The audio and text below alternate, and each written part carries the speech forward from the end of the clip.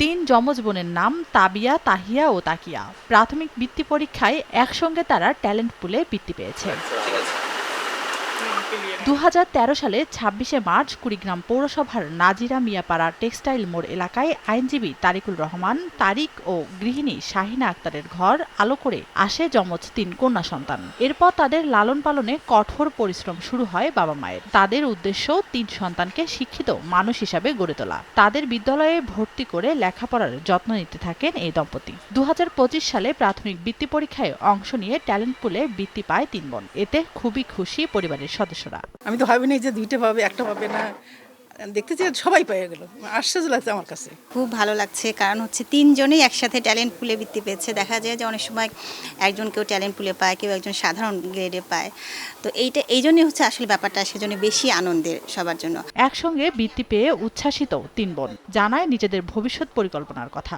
আমরা অনেক কঠোর পরিশ্রম করেছি আর আমার মা বাবা আমাকে অনেক উৎসাহ দিয়েছে, এজন্যই আমরা বৃত্তিটা পেয়েছি আর আমি বড় হয়ে ডাক্তার হতে চাই। আমাদের পরিবারের সবাই অনেক খুশি। আমরা কঠোর পরিশ্রম করেছিলাম এই বৃত্তিটার জন্য। আমি বড় হয়ে বিজনেস ওম্যান হইতে চাই। মা বাবা আমাকে অনেক সহযোগিতা করছে, তারা অনেক উৎসাহ দিয়েছে। তারপরে আমার স্কুলের শিক্ষকরাও আমার পড়াশোনায় অনেক সহযোগিতা করছে, যার ফলে আমি ভালো রেজাল্টটা করতে পাইছি।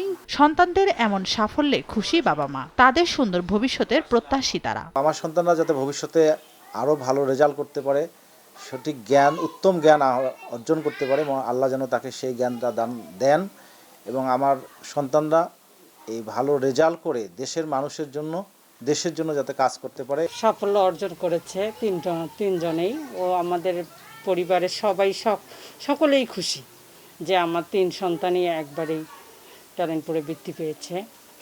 আমি চাই যে সকলেই দোয়া করুক আমার মেয়েরা যেন ভালো মানুষ হতে পারে, সমাজে অনেক বড় মানুষ হয়ে যেন সমাজের মানুষের সেবা করতে পারে। যমজ এই তিন বোন বর্তমানে 6ষ্ঠ শ্রেণীর শিক্ষার্থী।